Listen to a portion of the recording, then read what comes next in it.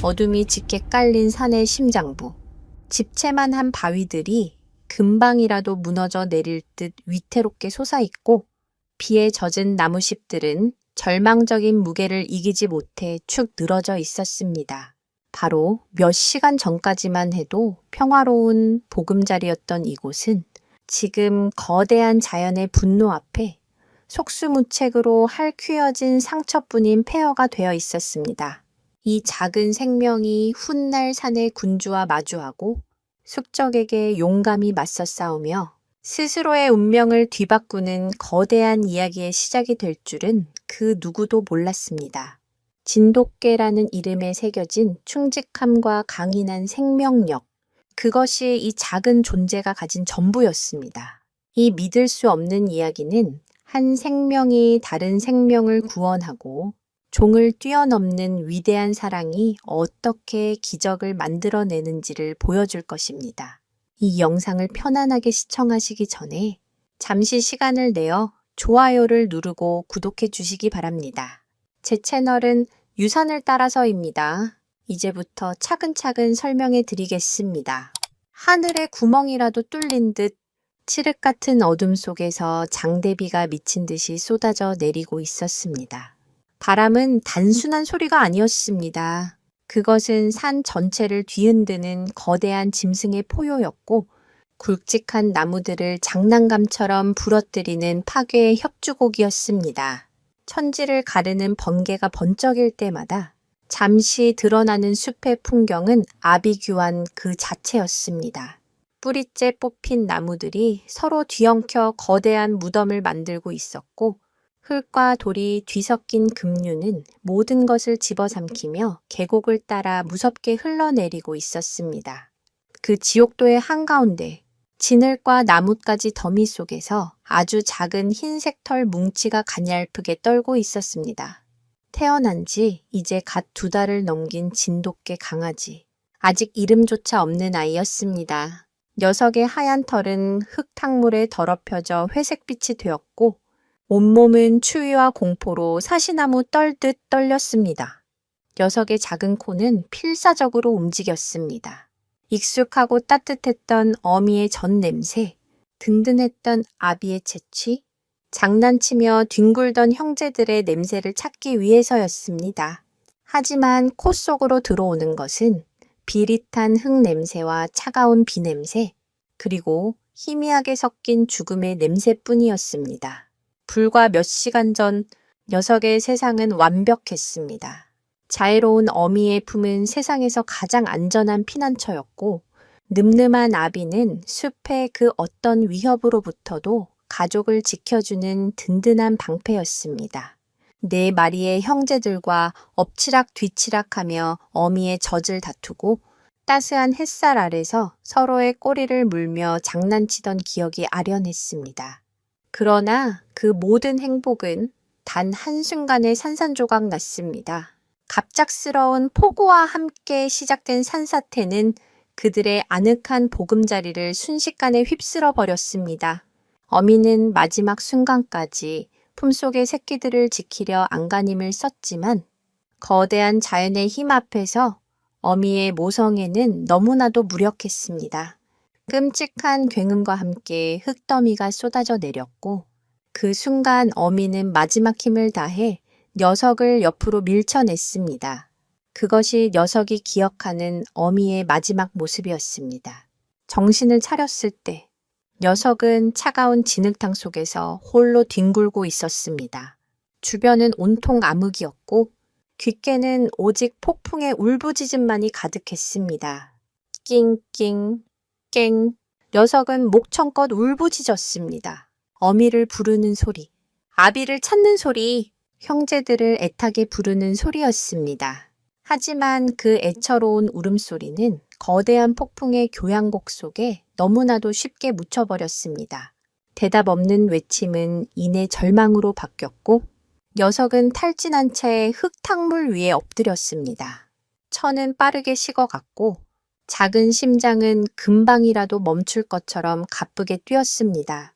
죽음의 그림자가 아주 가까이 다가오고 있음을 본능적으로 느낄 수 있었습니다. 진돗개에게는 수백 킬로미터 밖에서도 자신의 집을 찾아 돌아오는 경이로운 귀소 본능이 유전자에 각인되어 있습니다. 하지만 지금 녀석에게 그 본능은 아무런 소용이 없었습니다. 돌아갈 집도 기다려줄 가족도 모두 사라져 버렸기 때문입니다. 녀석의 세상은 이제 아무런 방향도 목적지도 없는 거대한 미로가 되어버렸습니다. 희망의 불씨가 꺼져가던 바로 그 순간이었습니다. 빗줄기가 잠시 가늘어진 틈을 타 번개가 다시 한번 밤하늘을 갈랐습니다. 그 섬광이 비춘 몇 초의 시간 동안 녀석은 보았습니다. 자신의 바로 앞 축축한 바위 위에 서 있는 거대한 검은 형체를 칠흑같이 검고 매끄러운 털, 어둠 속에서도 형형하게 빛나는 두 개의 황금색 눈동자, 그리고 근육질의 유연한 몸. 그것은 이 산의 가장 깊고 은밀한 곳에 사는 포식자, 밤의 군주라 불리는 흑표범이었습니다. 흑표범은 미동도 없이 마치 조각상처럼 그 자리에 서서 작은 강아지를 내려다보고 있었습니다. 그 눈빛에는 어떠한 감정도 읽을 수 없었습니다. 그저 깊이를 알 수 없는 심연처럼 고요하고 차가울 뿐이었습니다. 강아지는 숨을 멈췄습니다. 온몸에 털이 곤두섰고 얼어붙은 몸에서는 더 이상 떨림조차 느껴지지 않았습니다. 본능이 비명을 지르고 있었습니다. 죽음이 바로 눈앞에 서 있었습니다. 흑표범은 천천히 소리 없이 바위에서 내려왔습니다. 젖은 땅을 밟는 발걸음에서는 아주 작은 소리도 나지 않았습니다. 굶주린 포식자에게 이 작고 연약한 강아지는 그저 손쉬운 한 끼 식사에 불과할 터였습니다. 녀석은 차라리 눈을 감아버렸습니다. 어미의 따뜻했던 품을, 형제들과의 즐거웠던 시간을 마지막으로 떠올렸습니다. 이제 모든 것이 끝이라고 생각한 그 순간 흑표범은 강아지의 바로 코앞에서 걸음을 멈췄습니다. 과연 이 밤의 군주는 절망에 빠진 작은 생명에게 어떤 운명을 선사할까요? 이 만남은 비극의 끝일까요? 아니면 아무도 상상하지 못했던 새로운 이야기의 시작일까요? 차가운 빗줄기가 흑표범의 검은 털 위로 흘러내려 칠흑 같은 윤기를 더했습니다. 그 거대한 몸에서는 젖은 흙과 야생의 비릿한 냄새가 뒤섞여 풍겨왔습니다. 백구우리는 이제 이 하얀 강아지를 이렇게 부르기로 합니다는 눈을 꼭 감은 채 날카로운 이빨이 자신의 연약한 목을 파고들 순간을 기다렸습니다. 공포가 온몸을 마비시켜 비명조차 지를 수 없었습니다. 몇 초가 흘렀을까요? 아니면 영원과도 같은 시간이 흘렀을까요? 예상했던 고통은 찾아오지 않았습니다. 대신 축축하고 거친 무언가가 자신의 젖은 뺨을 부드럽게 핥는 감촉이 느껴졌습니다. 백구는 조심스럽게 실눈을 떴습니다. 바로 눈앞에 흑표범의 거대한 얼굴이 있었습니다. 어둠 속에서도 호박처럼 빛나는 두 눈은 여전히 무심해 보였지만 조금 전에 그 차가운 살기는 느껴지지 않았습니다. 흑표범, 이 산의 포식자들 사이에서도 흑코헤이 후르라 불리며 공포의 대상이 되는 존재. 녀석의 이름은 그 모습처럼 위압적이었고 그 발톱 아래 쓰러져간 생명은 셀 수 없이 많았습니다. 흑코는 단독 생활을 하는 냉혹한 사냥꾼이었으며 자신의 영역에 들어온 그 어떤 침입자도 용납하지 않는 것으로 악명이 높았습니다.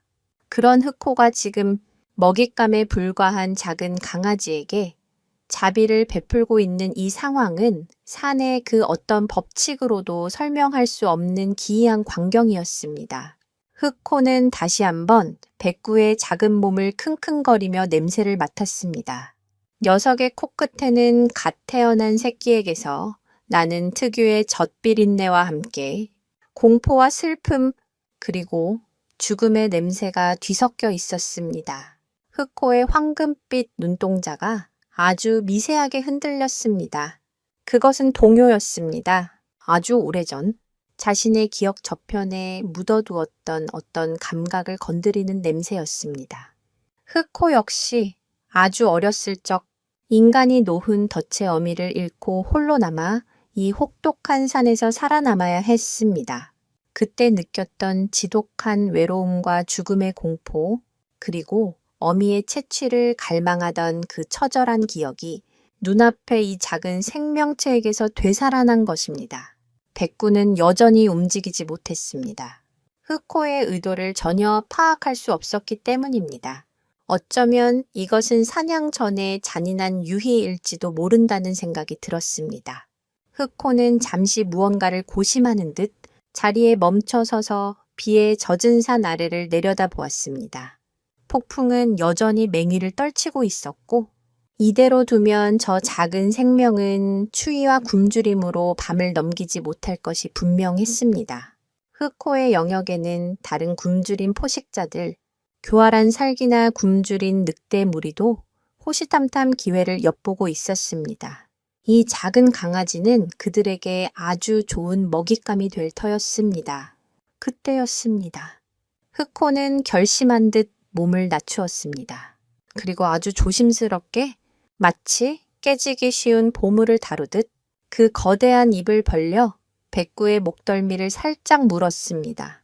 어미 개가 새끼를 옮길 때와 같은 부드러운 압력이었습니다. 백구의 작은 몸이 허공에 대롱 매달렸습니다.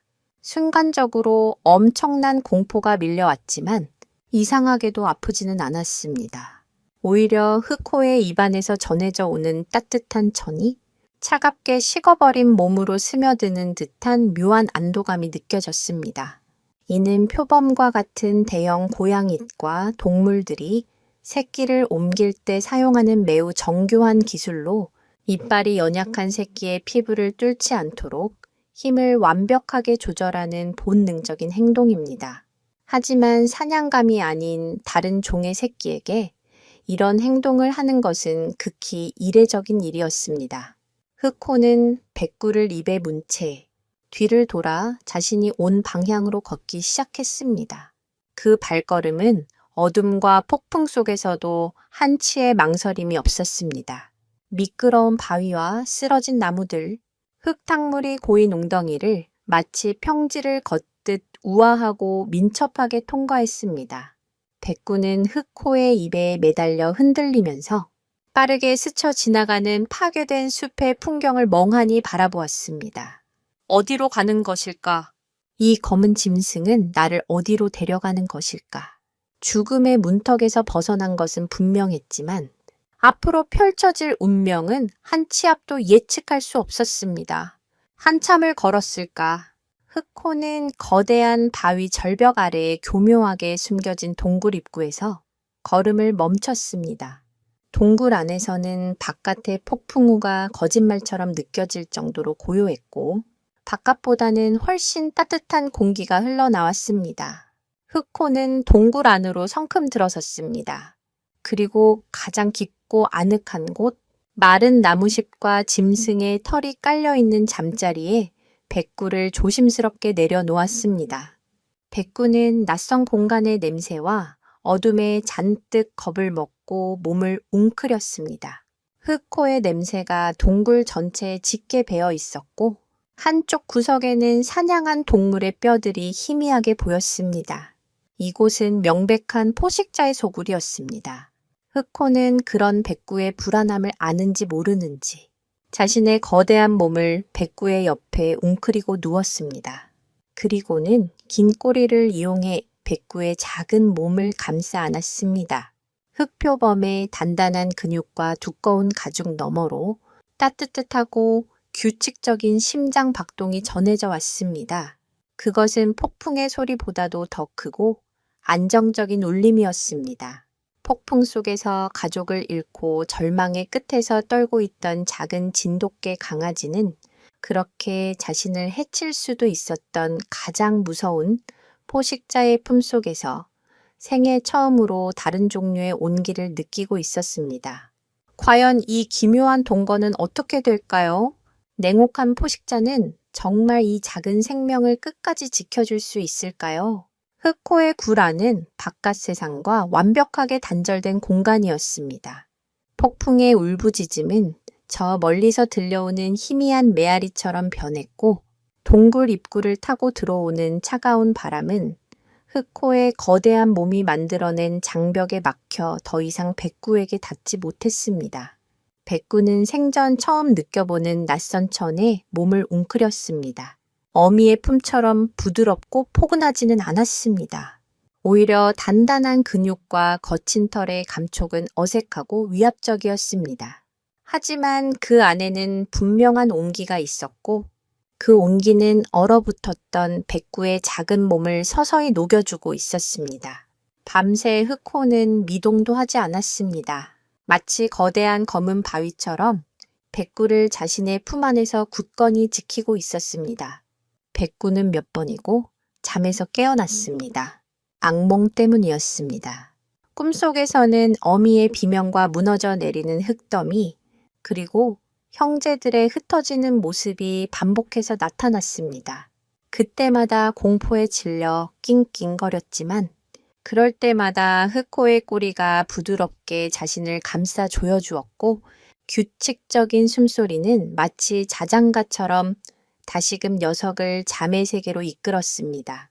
이상한 일이었습니다. 가장 두려워해야 할 존재의 품에서 가장 큰 위안을 얻고 있다니 날이 밝아오자 폭풍은 언제 그랬냐는 듯 잠잠해졌습니다.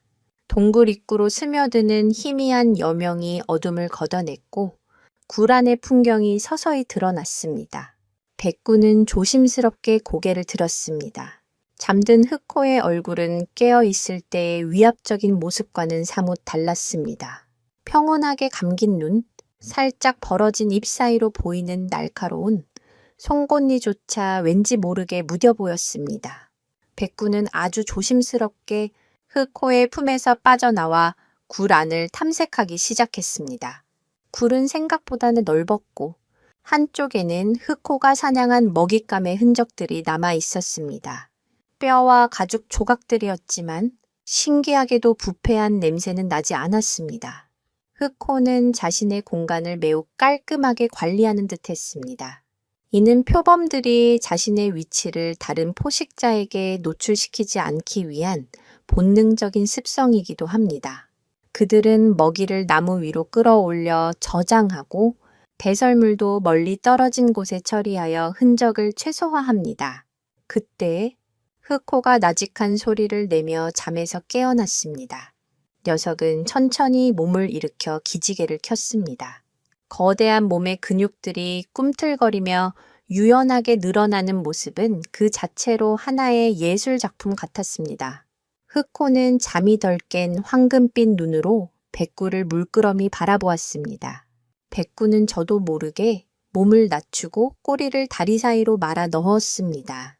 밤사이의 온기는 간밤의 꿈이었을 뿐 아침이 되자 다시 포식자와 피식자의 관계로 돌아온 것만 같았습니다.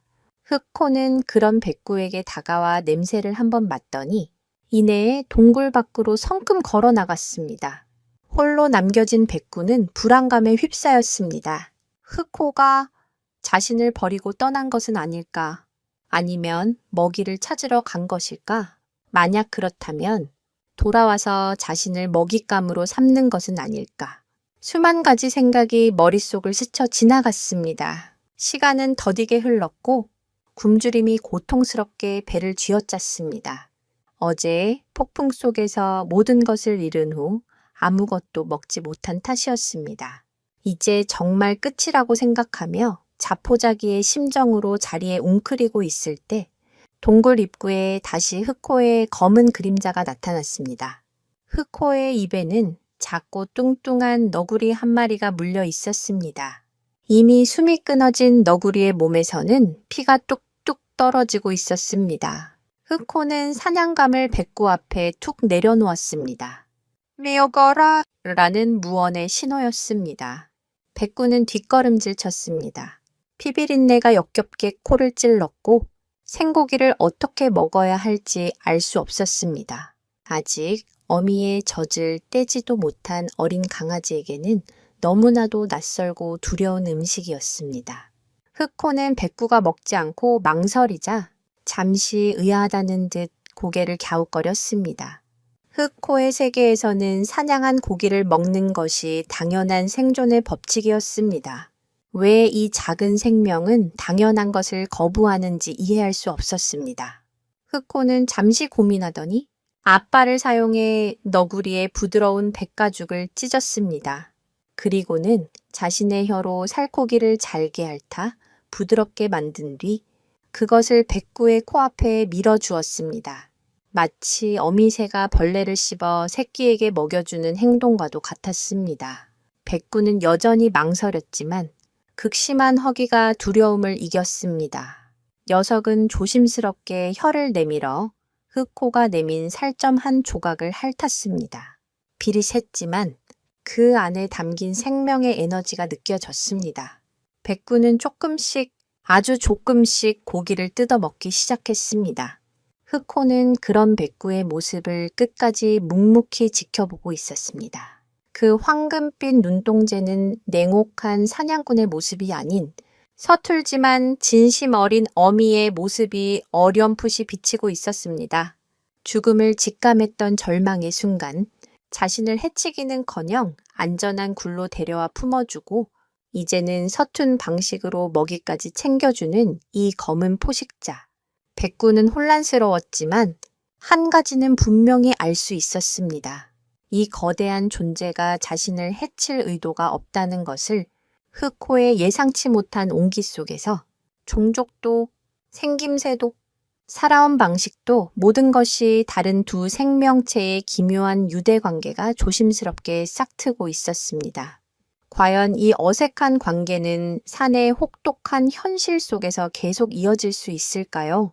흑호는 언제까지 이 작은 강아지를 자신의 곁에 둘 수 있을까요?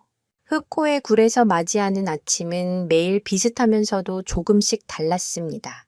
흑호는 동이 트기 무섭게 사냥을 나섰고 백구는 굴 안에서 홀로 흑호를 기다렸습니다. 처음 며칠간은 흑호가 돌아오지 않을지도 모른다는 불안감에 휩싸여 굴 입구만 하염없이 바라보았지만 흑호는 단 한 번도 빈손으로 돌아온 적이 없었습니다. 어떤 날은 작은 산토끼를, 어떤 날은 꿩기나 어린 고라니를 사냥해 왔습니다. 흑호는 언제나 그랬듯 자신이 먹기 전에 백구가 먹기 좋도록 부드러운 살코기 부분을 먼저 발라내어 내밀었습니다. 그들의 첫 식사는 언제나 어색함으로 가득했습니다.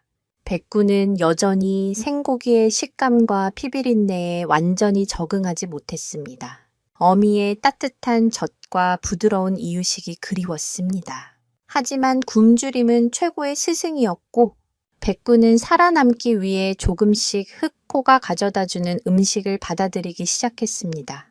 흑호는 그런 백구를 묵묵히 지켜볼 뿐이었습니다. 녀석은 백구가 식사를 마칠 때까지 결코 먼저 입을 대지 않았습니다.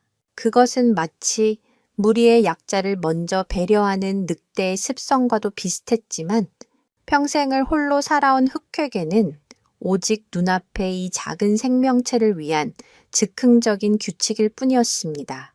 식사가 끝나면 흑호는 자신의 거친 혀로 백구의 온몸을 핥아주었습니다.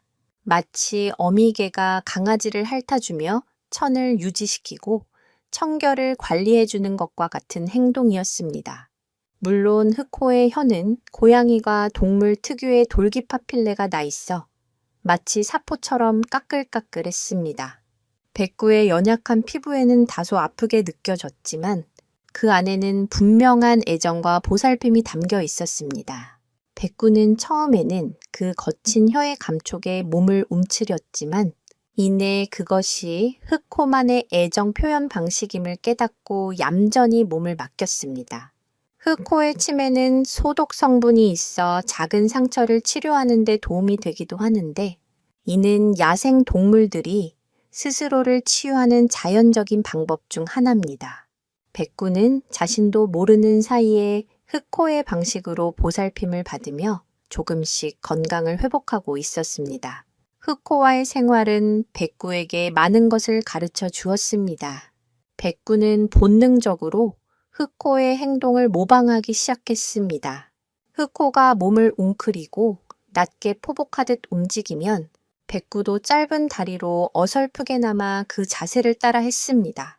흑호가 나뭇가지를 가지고 사냥 연습을 하듯 앞발로 낚아채는 신용을 하면 백구도 그 옆에서 작은 돌멩이를 가지고 똑같이 장난을 쳤습니다. 흑호의 세계에서는 소리가 없는 것이 곧 생존이었습니다. 그래서 흑호는 불필요하게 짖거나 소리를 내지 않았습니다. 백구 역시 그런 흑호를 따라 점차 헛되이 짖는 일이 줄어들었습니다. 대신 흑호처럼 조용히 주변의 소리에 귀를 기울이고 냄새로 상황을 파악하는 법을 배우게 되었습니다. 반대로 흑호 역시 백구로 인해 변화하고 있었습니다. 평생을 고독 속에서 살아온 흑획에 감정 표현이란 생존에 불필요한 사치였습니다. 하지만 백구는 감정을 숨기지 않았습니다. 기쁠 때는 꼬리를 미친 듯이 흔들었고 반가울 때는 흑호의 다리에 몸을 비비며 애교를 부렸습니다. 처음에는 그런 백구의 행동을 이해할 수 없었던 흑호도 점차 그 작은 몸짓들이 무엇을 의미하는지 알아차리기 시작했습니다. 백구가 꼬리를 흔들며 다가올 때 흑호는 자신의 긴 꼬리를 살짝 들어 흔드는 것으로 화답했습니다.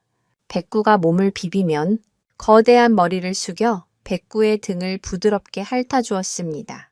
냉혹한 포식자의 얼굴에 아주 희미하게 남아 온화한 표정이 깃들기 시작한 것입니다. 어느 날 오후 흑호는 낮잠을 자고 있었고 백구는 굴 앞에서 햇볕을 쬐고 있었습니다.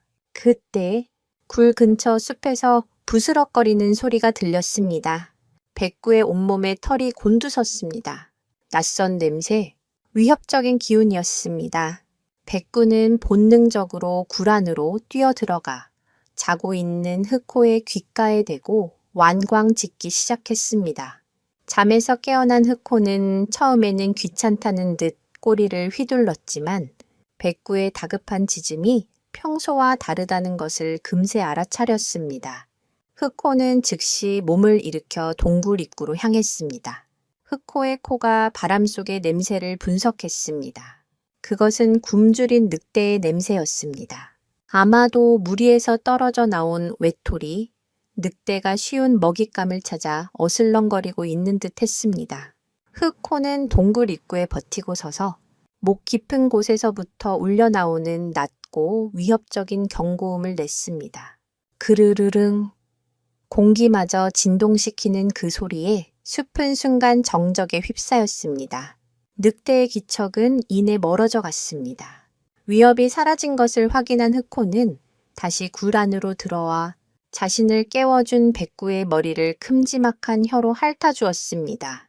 그것은 칭찬이자 격려였습니다. 백구는 자신이 처음으로 흑획에 도움이 되었다는 사실에 가슴이 벅차올랐습니다.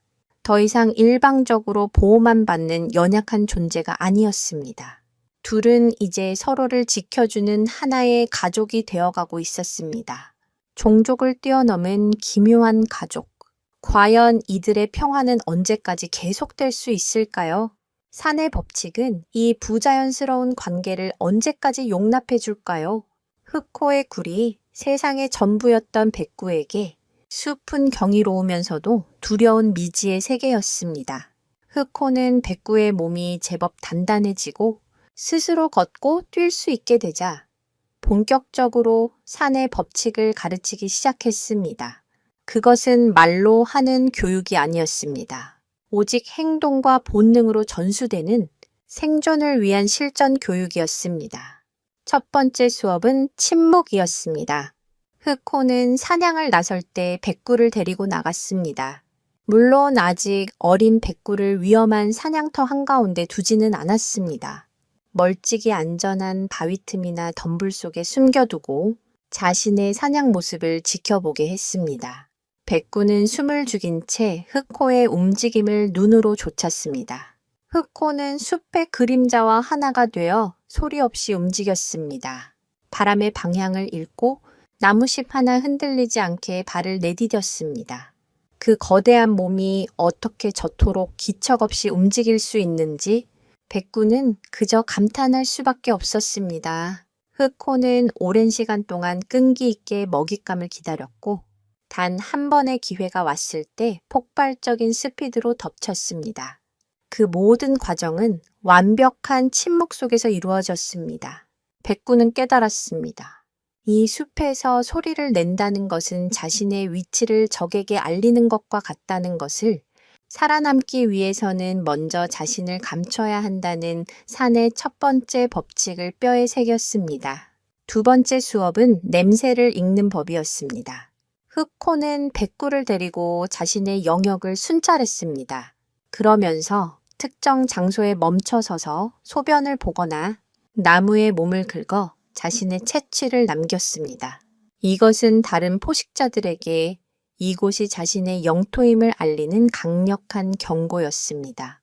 흑호는 백구에게 바람을 타고 실려오는 다양한 냄새를 구분하는 법을 가르쳤습니다. 흙냄새, 풀냄새와 같은 자연의 냄새, 사슴이나 멧돼지 같은 먹잇감의 냄새, 그리고 가장 중요한 늑대나 호랑이 같은 경쟁 포식자들의 위험한 냄새. 흑호는 위험한 냄새가 날 때마다 낮게 으르렁거렸고 백구는 그 소리와 냄새를 함께 기억하며 위험을 감지하는 법을 익혔습니다. 흥미롭게도 진돗개는 원래 뛰어난 후각을 가진 수렵견입니다. 하지만 백구는 지금 개가 아닌 표범에게서 사냥꾼의 후각 사용법을 배우고 있었습니다. 개의 후각이 추적에 특화되어 있다면 표범의 후각은 매복과 기습을 위해 바람의 흐름과 미세한 냄새의 변화를 읽는 데 더욱 발달해 있습니다. 백구는 진돗개의 추적 능력과 흑호의 매복 능력을 동시에 배우는 세상에 단 하나뿐인 특별한 개로 성장하고 있었습니다. 세 번째 수업은 위협에 대처하는 법이었습니다. 어느 날 흑호와 백구는 산책 중에 커다란 멧돼지 한 마리와 마주쳤습니다. 성난 멧돼지는 날카로운 엄니를 드러내며 위협적으로 돌진해 왔습니다. 백구는 겁에 질려 지저대려 했지만 흑호는 그보다 먼저 행동했습니다. 녀석은 몸을 부풀려 실제보다 더 크게 보이게 만들고 땅을 울리는 위협적인 포효를 내질렀습니다. 하지만 정면으로 맞서 싸우지는 않았습니다. 불필요한 싸움은 자신에게도 상처를 입힐 수 있다는 것을 잘 알고 있었기 때문입니다. 흑호는 멧돼지의 주의를 끄는 동시에 백구에게 턱짓으로 나무 위로 피하라는 신호를 보냈습니다. 백구는 아직 나무를 탈 수 없었지만 그 의미를 알아듣고 재빨리 높은 바위 위로 몸을 피했습니다. 흑호는 멧돼지와 잠시 대치하며 힘겨루기를 하다가 멧돼지가 잠시 주춤한 틈을 타 재빠르게 몸을 돌려 백구가 있는 곳으로 사라졌습니다. 백구는 또 한 가지를 배웠습니다. 진정한 강함은 무조건 싸우는 것이 아니라 싸움을 피하고 자신과 자신의 소중한 것을 지키는 지혜에 있다는 것을 흑호의 가르침 속에서 백구는 하루가 다르게 성장했습니다. 더 이상 폭풍 속에서 무기력하게 떨던 어린 강아지가 아니었습니다. 녀석의 하얀 털에는 윤기가 흘렀고 다리에는 제법 단단한 근육이 붙었습니다. 눈빛은 총명하게 빛났고 움직임은 다른 개들에게서는 찾아볼 수 없는 은밀함과 민첩함을 갖추게 되었습니다.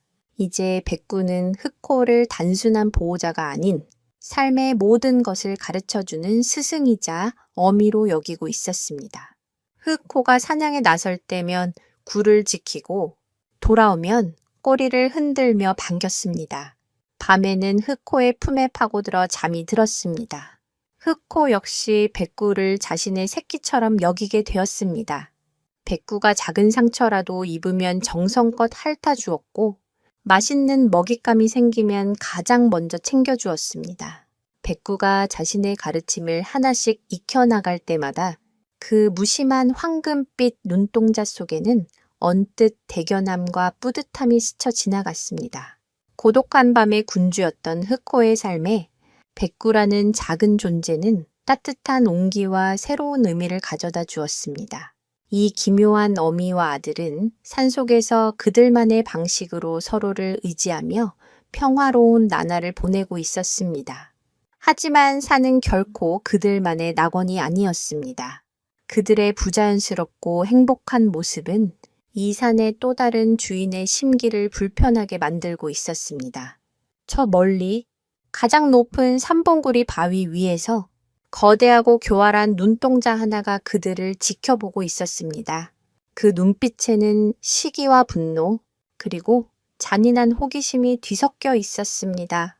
과연 이 새로운 위협은 흑호와 백구의 관계에 어떤 균열을 가져오게 될까요? 산의 첫 번째 법칙을 배운 백구는 이제 곧 닥쳐올 진짜 위협 앞에서 스승에게 배운 것을 증명해야 할 때가 다가오고 있었습니다.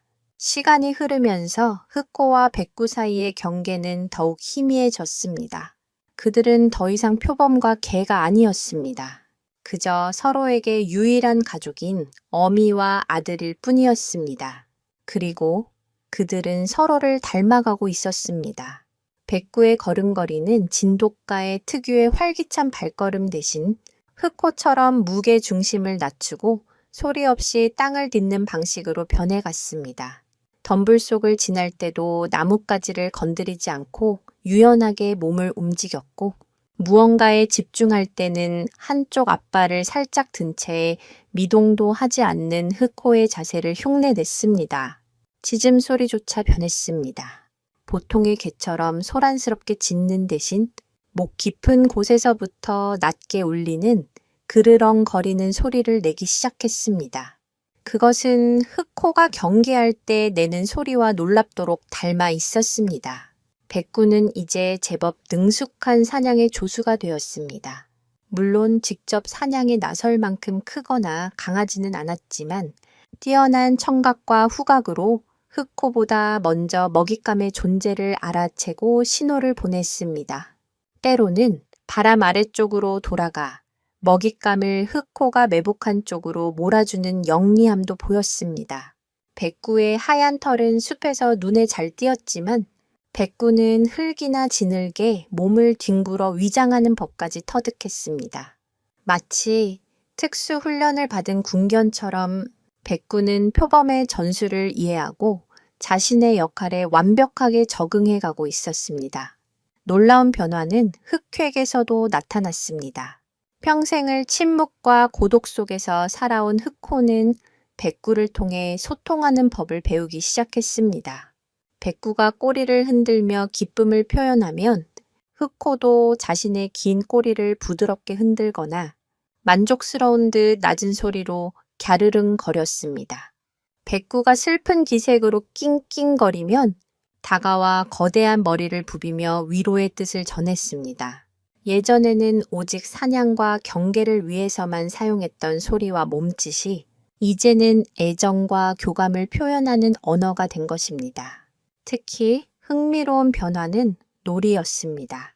고독한 포식자인 흑획에 놀이란 사냥 기술을 연마하는 것 외에 다른 의미가 없었습니다. 하지만 백구는 달랐습니다. 녀석은 끊임없이 흑획에 장난을 걸었습니다. 나뭇가지를 물고 와 흑호 앞에 내려놓고는 빨리 던져달라는 듯 지저댔습니다. 처음에는 그런 백구의 행동을 이해하지 못하고 멀뚱히 바라보던 흑호도 끈질긴 백구의 성화에 못 이겨 앞발로 나뭇가지를 툭 쳐주기 시작했습니다. 이내 그것은 그들만의 놀이가 되었습니다. 흑호가 나뭇가지를 던지면 백구가 쏜살같이 달려가 물어왔고 때로는 서로 나뭇가지를 뺏기 위해 으르렁거리며 장난스러운 힘겨루기를 하기도 했습니다. 거대한 흑표범과 하얀 진돗개가 어울려 노는 모습은 산의 그 어떤 생명체도 상상하지 못할 비현실적인 풍경이었습니다.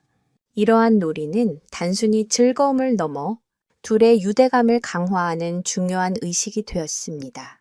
과학적으로도 이 종이 종 간의 놀이 행동은 서로에 대한 신뢰와 사회적 유대감을 형성하는 데 결정적인 역할을 한다고 알려져 있습니다. 그들은 놀이를 통해 서로의 힘과 한계를 파악하고 공격성이 없는 안전한 상호작용을 배우게 됩니다. 흑호와 백구는 본능적으로 그 사실을 알고 있었던 것입니다. 어느 밝은 날, 흑호와 백구는 계곡 옆 너른 바위 위에서 한가롭게 햇볕을 쬐고 있었습니다. 백구는 흑호의 배를 베개 삼아 늘어지게 낮잠을 자고 있었고, 흑호는 그런 백구의 등을 부드럽게 핥아주고 있었습니다. 그들의 모습은 완벽한 평화 그 자체였습니다. 하지만 그 평화는 오래가지 못했습니다. 숲의 정적이 깨진 것은 아주 미세한 나뭇가지 하나가 부러지는 소리 때문이었습니다. 낮잠에 취해 있던 백구는 그 소리를 듣지 못했지만 흑호의 귀는 예리하게 움직였습니다. 흑호의 온몸의 근육이 순간적으로 긴장했고 황금빛 눈동자는 소리가 난 방향을 향해 고정되었습니다. 바람을 타고 아주 희미하지만 지독하게 위압적인 냄새가 실려왔습니다. 그것은 늑대나 살개 냄새와는 차원이 다른 산의 정점에 군림하는 자의 냄새였습니다. 흑호는 본능적으로 백구의 몸을 자신의 등 뒤로 숨겼습니다. 그리고는 자리에서 일어나 목 깊은 곳에서부터 경고의 의미를 담은 낮은 울음소리를 냈습니다. 숲의 모든 소리가 거짓말처럼 멎었습니다. 새들의 지저귀임도 벌레 소리도 모두 사라졌습니다. 오직 무거운 침묵만이 숲을 감돌았습니다. 잠시 후 덤불 속에서 거대한 형체가 모습을 드러냈습니다. 검고 주황색 줄무늬가 선명한 털, 산의 바위처럼 단단하고 거대한 몸집, 그리고 한쪽 눈에 깊게 팬 흉터가 있는 애꾸눈의 늙은 호랑이였습니다. 그는 이 산의 오랜 주인이자 흑호의 유일한 경쟁자였습니다. 늙었지만 그만큼 더 교활하고 잔인한 포식자. 호랑이는 흑호와 백구를 번갈아 보며 비웃는 듯한 소리를 냈습니다. 그 조롱 섞인 눈빛은 마치 이렇게 말하는 것 같았습니다. 밤의 군주라는 놈이 고작 개새끼를 품고 있다니 가소롭구나. 흑호와 호랑이의 시선이 허공에서 불꽃처럼 부딪혔습니다. 산의 두 군주 사이에 흐르는 팽팽한 긴장감은 주변의 공기마저 얼어붙게 만들었습니다. 백구는 흑호의 등 뒤에서 공포에 질려 떨고 있었습니다. 지금까지 겪었던 그 어떤 위협과도 비교할 수 없는 압도적인 죽음의 기운이 온몸을 짓눌렀습니다. 흑호는 과연 이 오랜 숙적의 도발로부터 자신의 기묘한 아들을 지켜낼 수 있을까요? 이들의 부자연스러운 관계가 마침내 산의 가장 잔혹한 현실과 마주하게 된 순간 피할 수 없는 싸움의 서막이 올랐습니다. 늙은 호랑이의 이름은 상운산준이었습니다. 그 이름처럼 오랫동안 이 산의 절대적인 지배자로 군림해 온 존재였습니다. 그의 한쪽 눈을 앗아간 깊은 흉터는 과거 수많은 도전자들을 굴복시킨 영광의 상징이자 잔혹함의 증거였습니다. 상우는 흑호를 경쟁자로 여기긴 했지만 서로의 영역을 존중하며 아슬아슬한 평화를 유지해 왔습니다. 하지만 오늘 상운의 눈에 비친 흑호의 모습은 달랐습니다. 냉혹하고 고독해야 할 포식자가 연약한 개 한 마리를 끼고 도는 모습은 산의 질서를 어지럽히는 꼴사나운 광경이자 흑호의 약점을 드러내는 치명적인 증거였습니다. 크르르릉 상우는 조롱 섞인 소리를 내며 천천히 흑호의 주위를 맴돌기 시작했습니다. 그것은 탐색전이었습니다. 상대의 반응을 살피고 공격할 빈틈을 찾는 포식자 특유의 행동이었습니다. 그는 흑호가 아닌 흑호의 등 뒤에 숨어 떨고 있는 백구에게서 시선을 떼지 않았습니다. 그 교활한 눈빛은 백구의 공포를 즐기는 듯 했습니다. 흑호는 상운의 움직임에 맞춰 몸을 돌리며 결코 백구를 상군의 시야에 직접적으로 노출시키지 않았습니다. 흑호의 등은 백구를 지키는 철옹성이었습니다. 내 놈의 장난감인가? 상운이 마침내 입을 열었습니다. 그의 목소리는 굵고 탁했으며 마치 동굴 속에서 울려나오는 듯한 위압감이 있었습니다. 아니면 비상식량이라도 되는 건가? 표범이 개를 키운다는 소문이 헛것이 아니었군. 흑호는 대답하지 않았습니다. 대신 몸을 더욱 낮추고 공격할 준비가 되었다는 신호로 귀를 뒤로 젖혔습니다. 날카로운 송곳니가 번득였고 근육은 금방이라도 튀어나갈 듯 팽팽하게 수축했습니다. 지금 흑호의 머릿속에는 오직 한 가지 생각뿐이었습니다. 백구를 지켜야 한다. 상우는 흑호의 그런 반응이 오히려 재미있다는 듯 더욱 기세를 올렸습니다. 그깟 잡종 개새끼 하나 때문에 이 사내의 군주가 평정심을 잃다니 내 놈도 늙었구나. 흑호, 그 약점이 내 놈의 목을 조르게 될 것이다. 말이 끝나기가 무섭게 상훈이 먼저 움직였습니다. 늙었다고는 믿기지 않을 만큼 폭발적인 속도였습니다. 거대한 앞발이 허공을 갈랐고 굵고 날카로운 발톱이 흑호의 얼굴을 향해 날아들었습니다. 흑호는 재빨리 고개를 숙여 공격을 피했지만 상훈의 발톱은 흑호의 어깨를 스치며 깊은 상처를 남겼습니다. 검은 털 사이로 붉은 피가 솟구쳤습니다. 백구는 저도 모르게 비명에 가까운 낑낑거림을 냈습니다. 그라! 고통에 찬 흑호의 포효가 숲을 뒤흔들었습니다. 그러나 흑호는 물러서지 않았습니다. 오히려 상처의 고통이 투지를 불태운 듯 더욱 맹렬하게 반격에 나섰습니다. 흑호는 표범 특유의 민첩함으로 상훈의 옆구리를 파고들려 했습니다. 하지만 상훈은 노련했습니다. 그는 흑호의 움직임을 예측하고 있었고 육중한 몸으로 흑호를 쳐내버렸습니다. 흑호의 몸이 공중에서 균형을 잃고 바닥에 나뒹굴었습니다. 싸움은 일방적으로 흘러갔습니다. 체급의 차이는 명확했습니다. 흑호가 날렵함과 속도를 무기로 삼는다면 상균은 압도적인 힘과 무게로 모든 것을 짓눌렀습니다. 흑호의 날카로운 이빨과 발톱은 상훈의 두꺼운 가죽과 근육을 뚫지 못했고 반대로 상군의 공격 하나하나는 흑획에 치명적인 상처를 남겼습니다. 흑호의 온몸은 상처투성이가 되었고 숨소리는 점점 거칠어졌습니다. 하지만 흑호의 눈빛은 조금도 꺾이지 않았습니다. 녀석은 계속해서 일어섰고 쓰러질 때마다 백구가 있는 방향을 막아서며 싸웠습니다. 백구는 그저 무력하게 그 광경을 지켜볼 수밖에 없었습니다. 자신 때문에 오직 자신을 지키기 위해 흑호가 죽어가고 있었습니다. 공포와 죄책감, 분노가 뒤섞인 감정이 백구의 작은 심장을 터질 듯이 채웠습니다. 흑호가 가르쳐준 모든 것들이 머릿속을 스쳐 지나갔습니다.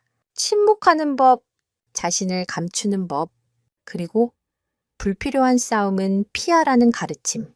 하지만 지금은 그 어떤 가르침도 소용없었습니다.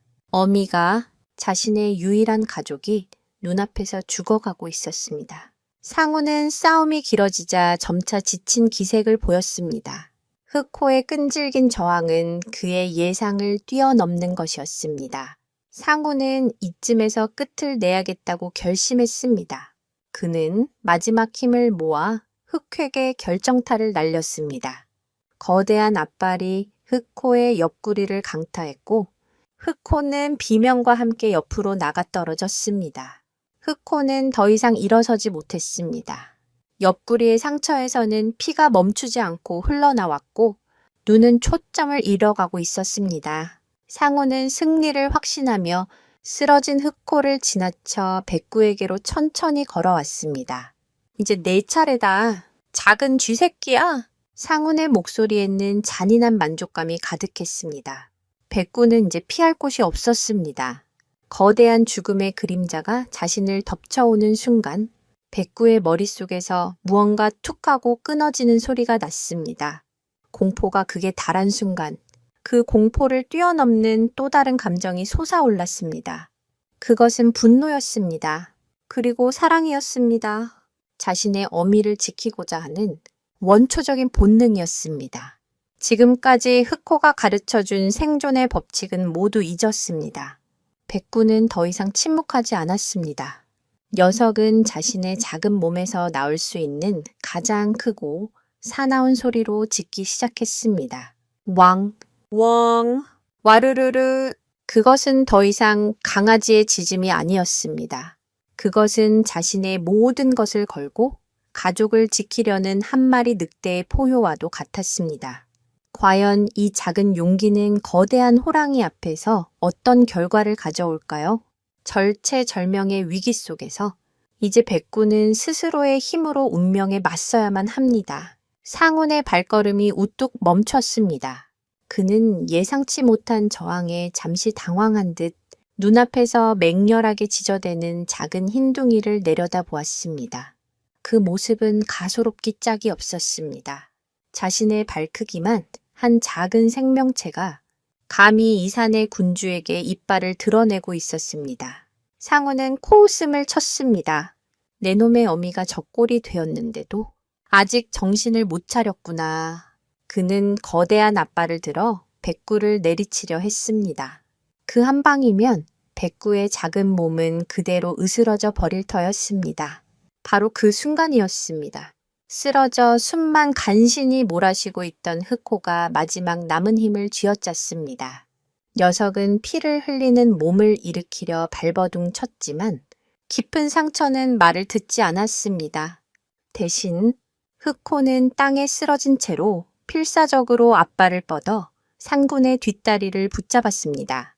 날카로운 발톱이 상군의 아킬레스건을 파고들었습니다. 테크왁! 예상치 못한 공격에 상군이 고통스러운 비명을 내질렀습니다. 그의 주의가 순간적으로 백구에게서 흑회계로 돌아갔습니다. 이 끈질긴 놈! 상우는 분노에 차 흑회계에 달려들었습니다. 그는 흑호의 목덜미를 물고 그대로 흔들어 버렸습니다. 흑호의 몸이 손뭉치처럼 무력하게 흔들렸습니다. 흑호의 입에서 마지막 신음소리가 새어나왔고 그 황금빛 눈은 서서히 빛을 잃어갔습니다. 하지만 그 눈은 마지막 순간까지 백구를 향해 있었습니다. 도망쳐! 라고 말하는 듯한 간절한 눈빛이었습니다. 흑호는 자신의 목숨을 던져 백구에게 도망칠 아주 짧은 시간을 벌어준 것입니다. 흑호의 희생을 눈앞에서 목격한 백구의 세상은 붉게 물들었습니다. 슬픔과 분노가 뒤섞여 이성을 마비시켰습니다. 녀석의 머릿속에는 오직 상운에 대한 적이만이 들끓었습니다. 죽여버리겠어? 작은 몸 어디에 그런 힘이 숨어 있었는지 백구는 총알처럼 튀어나갔습니다. 녀석의 목표는 단 한 곳, 조금 전 흑호가 상처를 입힌 상운의 뒷다리였습니다. 백구는 흑호가 사냥하는 모습을 수없이 지켜보며 익혔던 대로 몸을 최대한 낮추고 소리 없이 접근했습니다. 진돗개 특유의 민첩함과 흑획에서 배운 은밀함이 완벽한 조화를 이루는 순간이었습니다. 상우는 쓰러진 흑호를 내려다보며 승리에 도취해 있었습니다. 그는 작은 강아지가 감히 자신에게 달려들 것이라고는 상상조차 하지 못했습니다. 바로 그 방심이 화를 불렀습니다. 백구는 있는 힘껏 뛰어올라 상군의 뒷다리, 흑호의 발톱에 패어 피가 흐르는 상처 부위를 정확하게 물었습니다.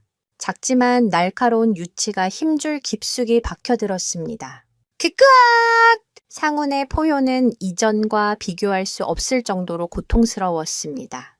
예상치 못한 부위, 가장 약한 곳을 공격당한 충격은 상상 이상이었습니다.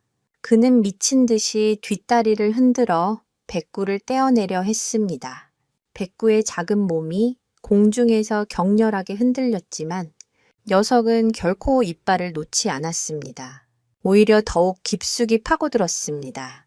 어미의 원수, 이 순간만큼은 백구에게 두려움이란 존재하지 않았습니다. 상우는 결국 거대한 몸으로 땅바닥을 뒹굴며 백구를 떼어냈습니다. 땅에 내동댕이 쳐진 백구는 잠시 숨을 헐떡였지만 곧바로 다시 일어나 상군을 향해 으르렁거렸습니다. 그 작은 몸에서 뿜어져 나오는 투지는 상군을 압도하고도 남았습니다. 상군은 절뚝거리며 자리에서 일어났습니다. 뒷다리의 고통은 극심했고 피는 멈추지 않았습니다. 무엇보다 그의 자존심에 깊은 상처를 입었습니다. 이 산의 군주인 자신이 고작 개새끼 한 마리에게 이런 굴욕을 당했다는 사실을 견딜 수 없었습니다. 하지만 상우는 노련한 포식자였습니다. 그는 자신의 상처가 가볍지 않다는 것을 알았습니다. 이 상태로 싸움을 계속하는 것은 무모한 짓이었습니다. 게다가 저 작은 짐승의 눈빛은 정상이 아니었습니다. 죽음을 각오한 자의 광기가 서려 있었습니다.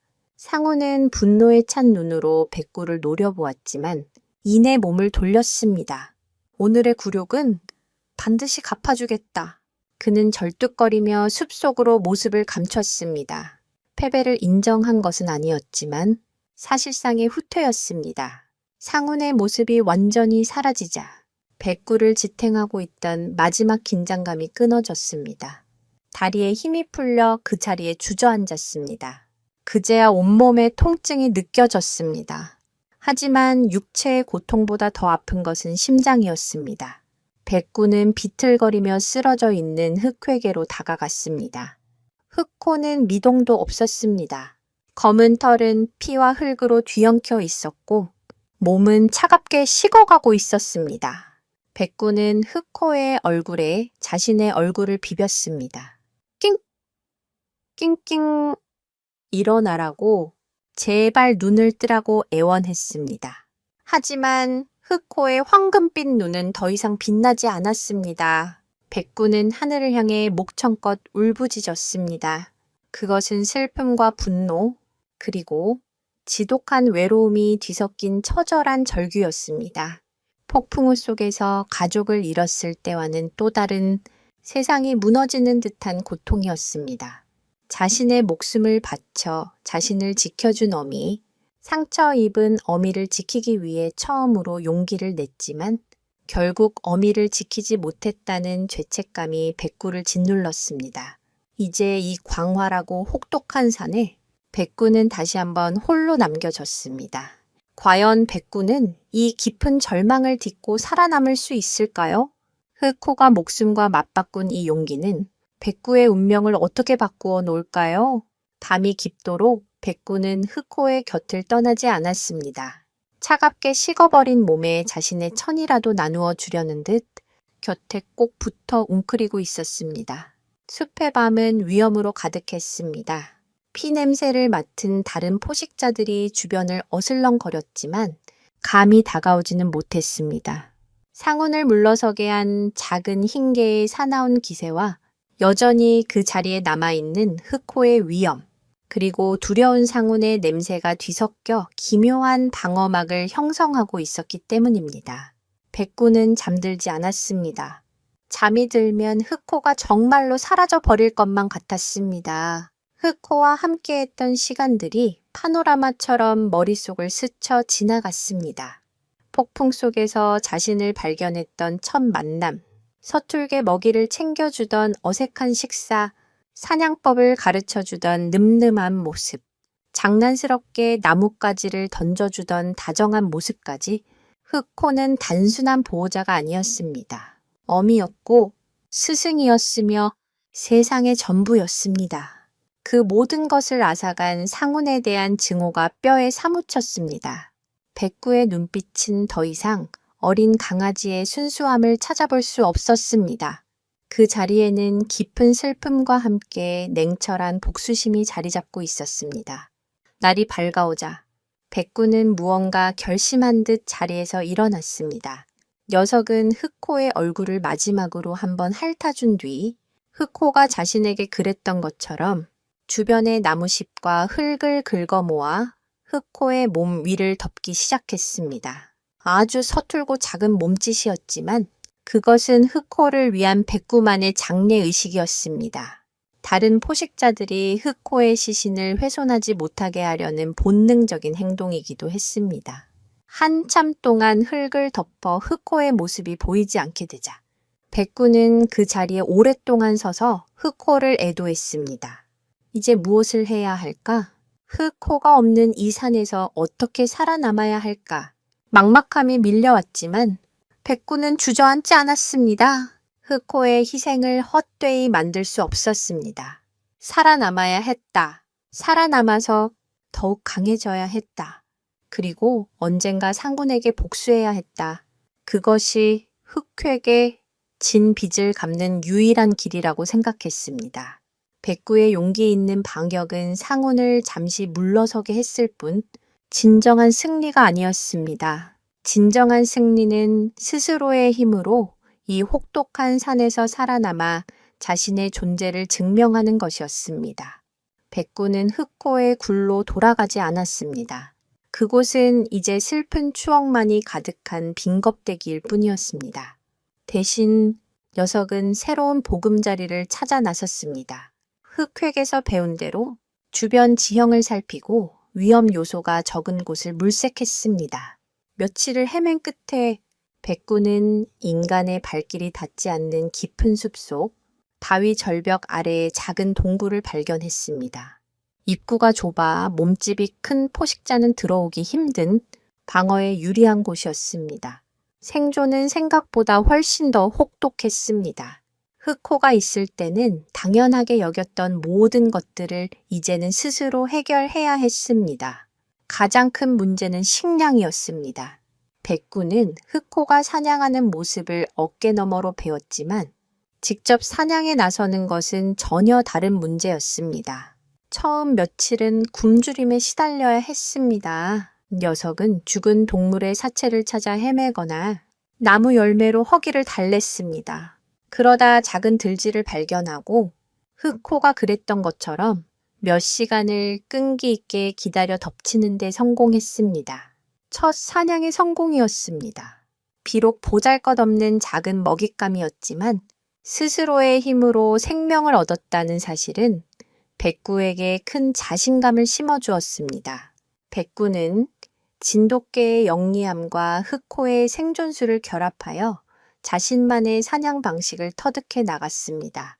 빠른 발과 뛰어난 지구력을 이용해 토끼를 추격하고 흑호처럼 바람을 등지고 몰래 다가가 꿩을 낚아채기도 했습니다.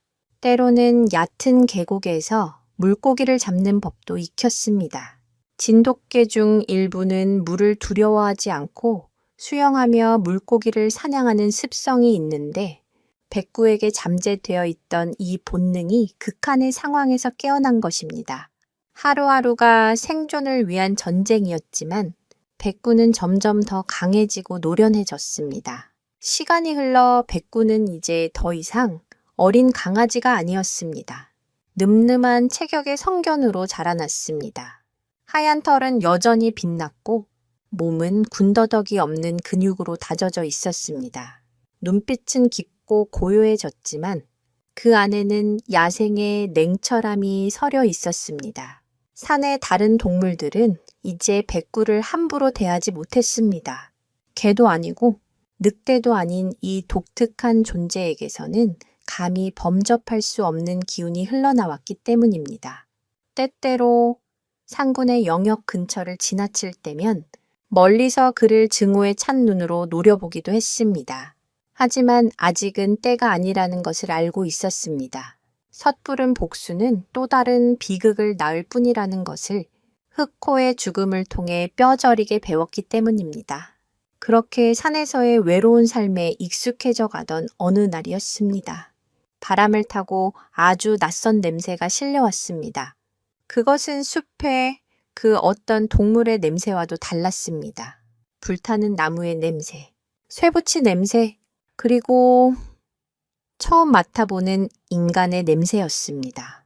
그 냄새와 함께 멀리서 희미한 소리가 들려왔습니다. 사람들이 나누는 대화 소리, 기계가 작동하는 소리, 백구는 본능적인 호기심과 함께 정체 모를 이끌림을 느꼈습니다. 자신과 같은 개를 데리고 있는 종족, 하지만 흑획에는 늘 경계의 대상이었던 존재, 그들의 등장은 이 고독한 생존자의 삶에 또 다른 파문을 예고하고 있었습니다. 과연 인간 세상의 불씨는 백구의 운명을 어떤 방향으로 이끌게 될까요? 인간의 소리와 냄새는 백구의 마음에 미묘한 파장을 일으켰습니다. 그것은 흑호가 항상 경계하라고 가르쳤던 위험의 신호였지만 동시에 알 수 없는 그리움을 자극하는 낯선 신호이기도 했습니다. 백구는 자신의 정체성에 대해 처음으로 깊은 혼란을 느끼기 시작했습니다. 나는 누구인가? 흑호의 아들인가? 아니면 저들, 인간의 곁에 있는 개들과 같은 존재인가? 백구의 유전자 속에는 수천 년 동안 인간과 함께 살아온 진돗개의 역사가 잠들어 있었습니다. 인간의 목소리는 그 잠들어 있던 기억을 깨우는 희미한 열쇠와도 같았습니다. 호기심을 이기지 못한 백구는 며칠에 걸쳐 조심스럽게 소리가 들려오는 방향으로 접근했습니다. 흑획에서 배운 대로 자신의 모습을 최대한 감추고 바람을 등진 채 움직였습니다. 마침내 숲의 경계 산 아래가 내려다 보이는 능선에 다다랐을 때 백구는 그 광경을 보고 숨을 죽였습니다.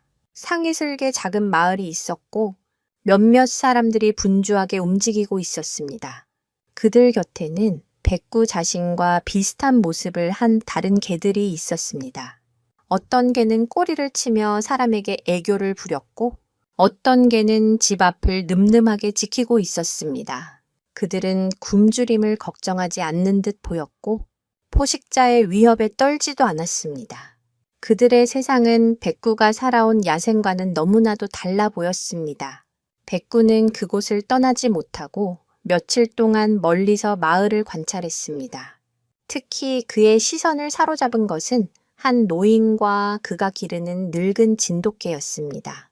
노인은 매일 같은 시간에 진돗개를 데리고 산책을 나왔고 다정한 목소리로 말을 걸거나 등을 쓰다듬어 주었습니다. 늙은 진돗개는 그런 노인의 곁을 묵묵히 따르며 깊은 신뢰와 애정이 담긴 눈으로 바라보았습니다. 그 모습은 백구에게 큰 충격을 주었습니다. 흑호와 자신이 나누었던 유대와는 또 다른 형태의 깊고 평화로운 관계였습니다. 저것이 원래 개로서 살아가야 할 모습일까? 마음속에서 갈등이 시작되었습니다. 한쪽에서는 흑호의 가르침이 속삭였습니다. 인간을 경계해라. 그들은 숲을 파괴하고 덫을 놓는 위험한 존재다. 하지만 다른 한쪽에서는 본능이 꿈틀거렸습니다. 저곳에는 음식이 있고 안전이 있으며 따뜻한 손길이 있다. 맥구는 흑호의 아들로서의 삶과 진돗개로서의 본능 사이에서 갈팡질팡했습니다. 이 정체성의 혼란은 굶주림이나 추위보다 더 견디기 힘든 고통이었습니다. 그러던 어느 날 백구는 산 아래의 마을에서 흘러나오는 음식 냄새를 참지 못하고 밤중에 몰래 마을 근처까지 내려갔습니다. 한 집의 쓰레기통에서 풍겨 나오는 맛있는 냄새는 며칠 동안 제대로 사냥을 하지 못했던 백구에게는 참을 수 없는 유혹이었습니다. 주변을 살피며 조심스럽게 다가가 막 쓰레기통을 뒤지려던 순간이었습니다. 월월 집 안에서 다른 개가 짖는 소리가 들렸고 이내 집에 불이 켜지며 사람이 밖으로 나왔습니다. 백구는 혼비백산하여 어둠 속으로 몸을 숨겼습니다. 심장이 미친 듯이 뛰었습니다. 흑호의 경고가 옳았다는 것을 깨달았습니다. 인간의 세상은 결코 만만하지 않았습니다. 그들에게 자신은 그저 음식을 훔치러 온 위협적인 들개일 뿐이었습니다. 그날 이후 백구는 다시는 마을 근처에 내려가지 않았습니다. 대신 인간 세상에 대한 미련을 떨쳐내려는 듯 더욱 깊은 산속으로 파고들었습니다. 그는 다시 흑호의 아들로 돌아가기로 결심했습니다. 이 산이야말로 자신의 집이고 야생의 법칙이야말로 자신이 따라야 할 유일한 법이라고 다짐했습니다. 그는 더욱 맹렬하게 사냥했고 자신의 영역을 넓혀 나갔습니다. 하지만 한번 피어오른 인간 세상의 불씨는 그의 마음속에서 완전히 꺼지지 않았습니다. 밤이 되어 홀로 잠이 들 때면 노인과 늙은 진돗개의 평화로운 모습이 떠올라 가슴 한구석이 시려웠습니다. 이 시기 야생 동물들에게는 흥미로운 문화적 전승 현상이 관찰되기도 합니다. 어미가 특정 먹이를 사냥하는 방식을 새끼가 보고 배우듯 특정 위협인간, 덫 등에 대한 대처 방식 역시 세대를 거쳐 학습되고 전수됩니다. 흑획에서 인간에 대한 경계심을 배운 백구는 본능적으로는 인간에게 이끌리면서도 학습된 경험 때문에 깊은 갈등을 겪고 있었던 것입니다. 그의 내면에서는 진돗개의 유전자와 흑표범의 교육이 치열하게 싸우고 있었습니다. 그러던 중 백구는 산에서 이상한 흔적들을 발견하기 시작했습니다. 낯선 소의 냄새가 나는 금속 올감이, 땅에 교묘하게 파묻힌 덫, 그리고 동물의 피가 묻어있는 밧줄 조각들이었습니다. 그것들은 흑호가 생전에 그토록 경고했던 인간이 놓은 죽음의 덫이었습니다.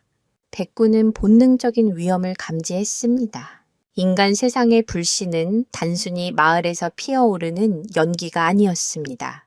그것은 죽음의 그림자가 되어 이제 숲의 가장 깊은 곳까지 번져오고 있었습니다.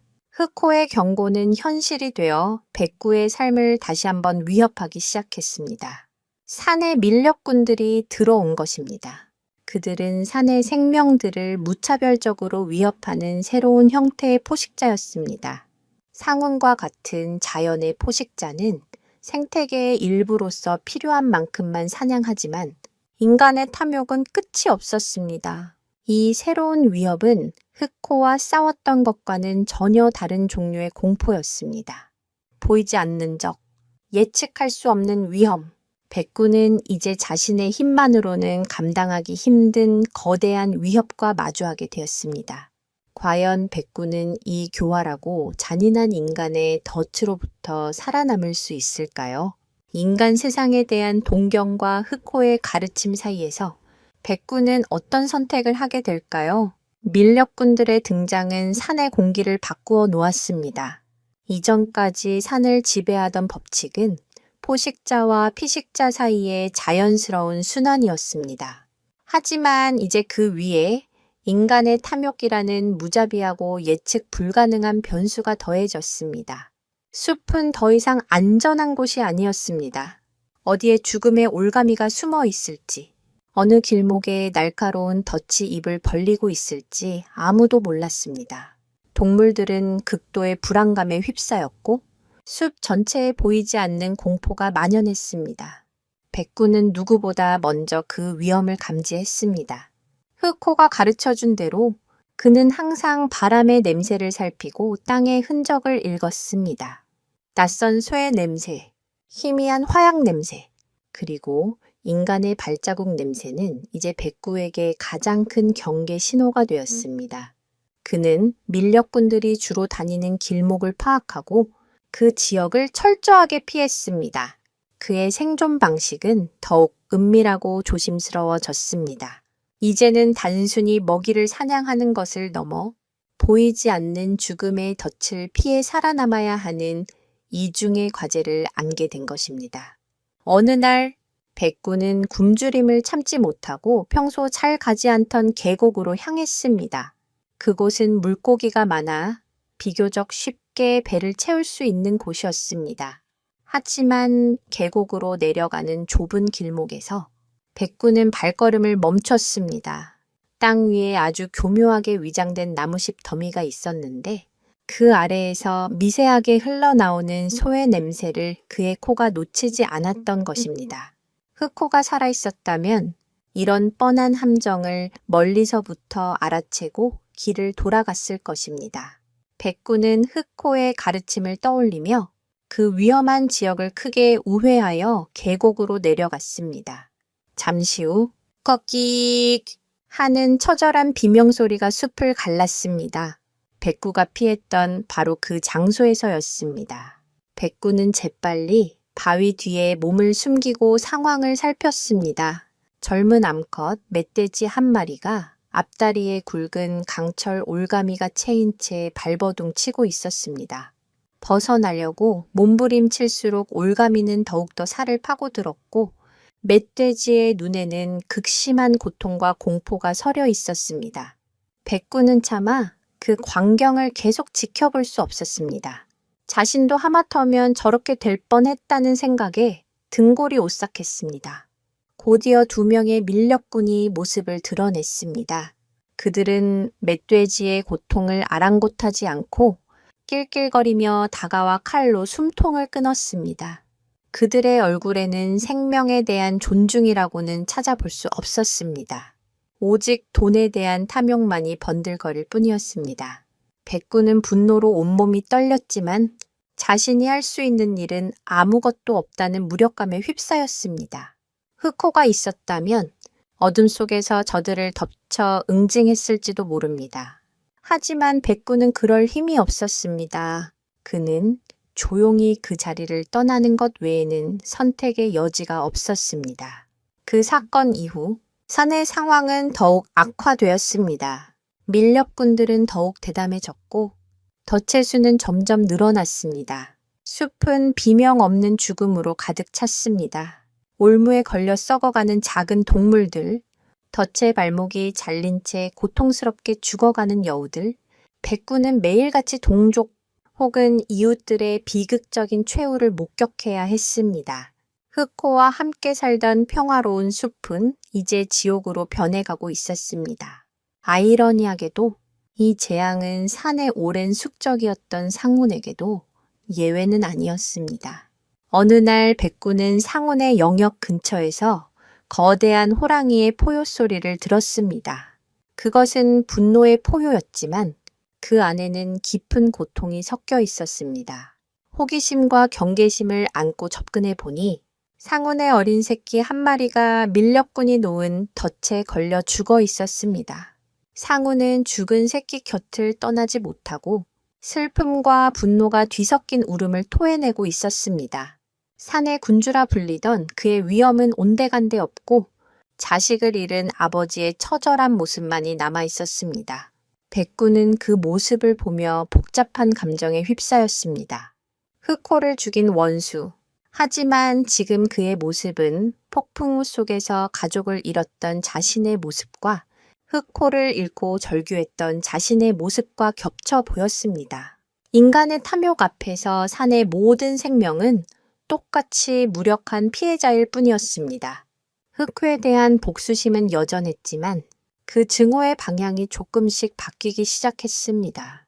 진정한 적은 상훈이 아니라 이 산의 모든 것을 파괴하는 인간, 밀렵꾼들이라는 사실을 깨닫게 된 것입니다. 밀렵꾼들은 여기서 멈추지 않았습니다. 그들의 다음 목표는 바로 흑표범 가죽이었습니다. 마을에서는 오래전부터 이 산에 사는 검은 표범에 대한 소문이 돌았고 희귀한 흑표범 가죽은 엄청난 값에 팔린다는 것을 알고 있었습니다.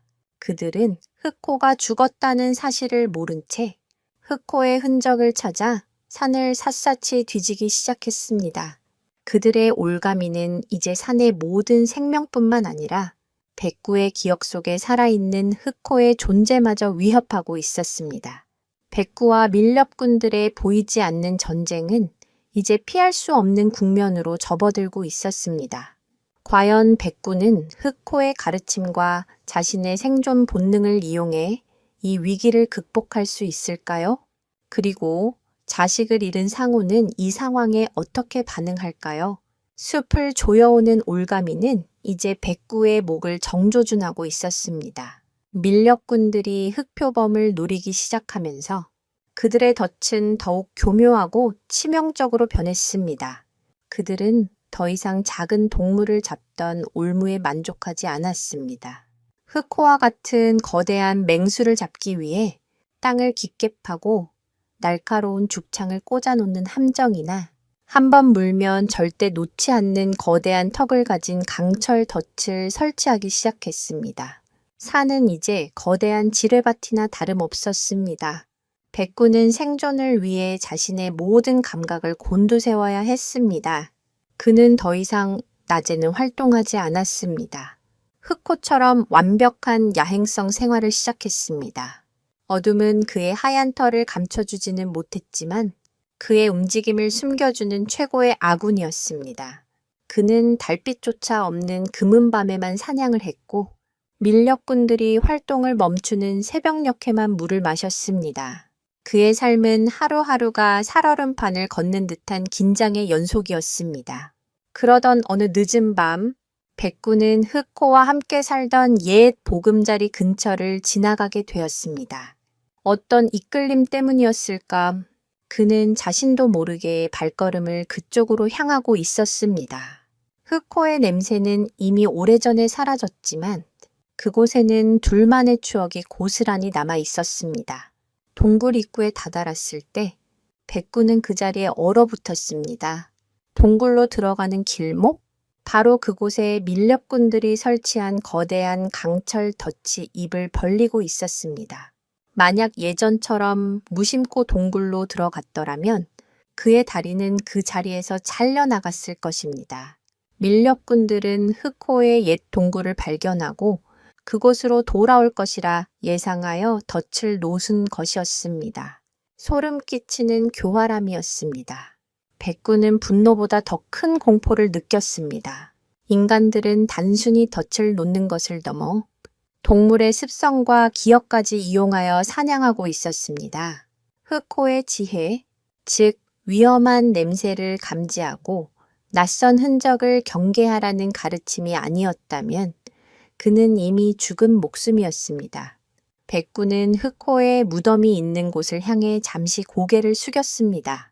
죽어서도 자신을 지켜준 어미에게 보내는 무언의 감사였습니다. 백구는 밀렵꾼들에게 작은 복수를 하기로 결심했습니다. 그는 덫 주변에 머물며 다른 동물들이 접근하지 못하도록 경고의 의미로 으르렁거렸습니다. 그리고는 일부러 주변에 자신의 배설물을 남겨 덫의 위치를 다른 동물들에게 알렸습니다. 이는 늑대나 코요테 같은 사회적 동물이 동료에게 위험을 알릴 때 사용하는 방식과 유사합니다. 비록 혼자였지만 백구는 산의 다른 생명들을 지키기 위해 자신만의 방식으로 싸우기 시작한 것입니다. 며칠 후 백구는 놀라운 광경을 목격했습니다. 자식을 잃고 슬픔에 잠겨있던 상군이 밀렵꾼들이 설치한 덫들을 찾아다니며 앞발로 부수고 있었습니다. 그는 덫의 위치를 어떻게 알았는지 정확하게 찾아내어 강력한 힘으로 망가뜨렸습니다. 어떤 덫은 땅 속에서 파내어 절벽 아래로 던져버렸고 나무에 설치된 올가미는 이빨로 끊어버렸습니다. 그는 더 이상 산의 군주로서의 위엄을 지키기 위해 싸우는 것이 아니었습니다. 자식을 앗아간 인간에 대한 복수심과 남은 숲의 생명들을 지키려는 아버지의 분노로 움직이고 있었습니다. 백구와 상우는 처음으로 공동의 적을 갖게 되었습니다. 그들은 여전히 서로를 경계했지만 이제는 서로의 존재를 위협하지 않았습니다. 오히려 보이지 않는 협력 관계가 형성되었습니다. 백구가 예민한 후각과 청각으로 먼저 덫을 발견하면 그 주변의 흔적을 남겨 상군에게 알렸습니다. 그러면 상훈이 나타나 그 덫을 파괴했습니다. 흑호를 죽인 원수와 흑호의 아들이 흑호를 죽음으로 몰고 갔을지도 모르는 인간의 위협에 맞서 함께 싸우고 있는 아이러니한 상황이었습니다. 밀렵꾼들은 자신들이 놓은 덫이 계속해서 파괴되자 당황하기 시작했습니다. 그들은 이것이 보통 동물의 짓이 아니라고 생각했습니다. 그들은 목표를 수정했습니다. 흑표범과 함께 이 영리하고 힘센 호랑이까지 잡기로 마음 먹었습니다. 그들의 탐욕은 끝이 없었고 이제 산의 두 영웅 백구와 상군 모두에게 죽음의 그림자가 드리워졌습니다. 밀렵꾼들은 더욱 강력하고 정교한 함정을 준비하기 시작했습니다. 그것은 더 이상 피할 수 있는 수준의 덫이 아니었습니다. 산 전체를 옥죄어오는 거대한 포위망이었습니다. 흑호의 지혜 덕분에 죽음의 덫을 피하는 데 성공했지만 백구는 깨달았습니다. 이런 식으로는 언젠가 한계에 부딪힐 것이라는 것을 밀렵꾼들의 존재 자체가 사라지지 않는 한 이 산은 결코 안전해질 수 없었습니다.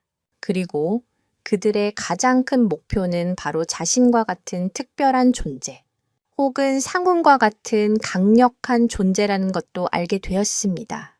이제 백구는 중대한 결정을 내려야만 했습니다. 이 위험한 산에 남아 끝까지 싸울 것인가? 아니면 새로운 길을 찾아 떠나야 할 것인가? 운명은 그를 또다시 갈림길 위에 세워놓고 있었습니다. 밀렵군들의 포위망은 날이 갈수록 좁혀왔습니다. 그들은 이제 단순히 덫에만 의존하지 않았습니다. 총을 든 사냥개들을 풀어 산을 샅샅이 뒤지기 시작했습니다. 숲은 더 이상 은신처가 될 수 없었습니다. 사냥개들의 짖는 소리와 총성은 평화롭던 산의 정적을 깨뜨리고 공포를 확산시켰습니다. 백구는 끊임없이 쫓기는 신세가 되었습니다. 며칠 동안 제대로 먹지도 자지도 못하고 도망 다녀야 했습니다. 그의 하얀 털은 흙과 상처로 얼룩졌고 날카롭던 눈빛에는 지친 기색이 역력했습니다. 그러던 어느 날 사냥개들에게 쫓겨 절벽 끝까지 몰리게 되었습니다. 아래는 아찔한 낭떠러지였고 뒤에서는 굶주린 사냥개들이 으르렁거리며 다가오고 있었습니다. 진퇴양난의 위기, 바로 그 순간 거대한 그림자가 나타나 사냥개들을 덮쳤습니다. 상온이었습니다. 상온은 분노의 포효와 함께 사냥개 무리를 무자비하게 공격했습니다. 사냥개들은 산의 군주의 압도적인 힘 앞에 추풍낙엽처럼 쓰러져 나갔고 살아남은 몇 마리는 꼬리를 내리고 비명을 지르며 도망쳤습니다. 상우는 백구를 구해준 것이었습니다. 백구는 잠시 어리둥절했지만 이내 상황을 파악했습니다. 상우는 밀렵군들의 개들을 자신의 영역을 침범한 적으로 간주하고 공격한 것이었습니다. 그는 백구를 구하기 위해서가 아니라 자신의 영역과 분노를 위해 싸운 것이지만 결과적으로 백구의 목숨을 구해준 셈이 되었습니다. 상우는 헐떡이는 백구를 잠시 내려다보더니 아무 말 없이 다시 숲속으로 사라졌습니다. 그들의 기묘한 동맹은 그렇게 또 한 번 이어졌습니다. 하지만 이 사건은 백구에게 깊은 고민을 안겨주었습니다. 오늘은 상운 덕분에 살아남았지만 내일은 어떻게 될지 몰랐습니다. 상운 역시 언젠가는 밀렵군의 총에 쓰러질지 모를 일이었습니다. 이 산에 남아있는 한 죽음의 위협은 결코 끝나지 않을 터였습니다. 그때 백구의 머릿속에 오래전 멀리서 지켜보았던 인간 마을의 풍경이 떠올랐습니다. 노인의 따뜻한 손길, 안전한 집, 배고픔 걱정 없이 평화롭게 살아가던 늙은 진돗개의 모습. 흑호는 항상 인간을 경계하라고 가르쳤습니다. 밀렵군들의 잔인함을 직접 목격한 백구 역시 그 가르침이 옳다고 믿었습니다. 하지만 세상의 모든 인간이 밀렵군들처럼 잔인하고 탐욕스러운 것은 아닐지도 모른다는 생각이 들기 시작했습니다. 어쩌면 그 노인처럼 생명을 존중하고 동물과 교감하는 인간도 존재할지 모릅니다. 백구는 다시 한번 정체성의 혼란에 휩싸였습니다. 흑호의 아들로서 이 산에 남아 복수를 위해 싸우다 죽는 것이 옳은가? 아니면 진돗개의 본성을 따라 위험을 감수하고 인간의 세상으로 내려가 새로운 삶의 가능성을 찾는 것이 옳은가? 이 고민은 흑표범과 같은 야생 동물들이 서식지 파괴와 인간과의 충돌로 인해 겪는 딜레마와도 맞닿아 있습니다. 생존을 위해 인간의 영역에 접근하면 위험에 처하고 원래의 서식지에 머물자니 먹이가 부족하고 위협이 도사리는 상황, 백구는 한 마리의 개로서 그리고 한 마리의 야생동물로서 이 거대한 문제를 온몸으로 겪고 있었던 것입니다. 며칠 밤낮으로 고민하던 백구는 마침내 슬픈 결심을 내렸습니다. 그는 더 이상 이 산에 머물 수 없었습니다. 흑호의 복수를 다짐했지만 살아남지 못한다면 복수도 아무런 의미가 없었습니다. 그리고 흑호가 마지막 순간에 자신을 살리기 위해 목숨을 던졌던 것을 떠올렸습니다. 흑호가 진정으로 바랐던 것은 복수가 아니라 자신이 어떻게든 살아남는 것이었을 거라는 생각이 들었습니다. 살아남아서 흑호가 가르쳐준 모든 것을 기억하고 흑호의 목까지 살아내는 것, 그것이 진정한 의미의 복수일지도 몰랐습니다. 그는 흑호를 떠나보내기로 결심했습니다. 마음속에서 그리고 자신을 키워준 이 산을 떠나 미지의 세계인 인간의 곁으로 가기로 결심했습니다. 그것은 흑호에 대한 배신이 아니었습니다. 오히려 흑호의 사랑에 보답하기 위한 가장 어려운 선택이었습니다. 자신의 안전을 위해 흑호가 아닌 인간의 곁으로 자신을 보내야 한다는, 흑호가 살아있었다면 내렸을지도 모를 바로 그 슬픈 결정을 이제 백구 스스로가 내린 것입니다. 결심을 굳힌 백구는 마지막으로 흑호의 무덤을 찾아갔습니다. 그는 무덤 앞에 오랫동안 엎드려 있었습니다. 작별 인사를 하는 것인지 아니면 자신의 결정을 용서해달라고 비는 것인지 알 수 없었습니다. 한참 후 자리에서 일어난 백구는 더 이상 뒤를 돌아보지 않았습니다.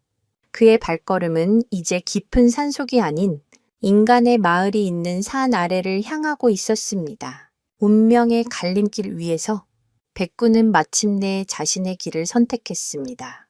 하지만 그 길이 과연 평화와 안전으로 이어지는 길일까요? 아니면 또 다른 비극의 시작일까요? 야생을 등진 백구의 앞날에는 예측할 수 없는 운명이 기다리고 있었습니다. 산 아래로 향하는 백구의 발걸음은 무거웠습니다.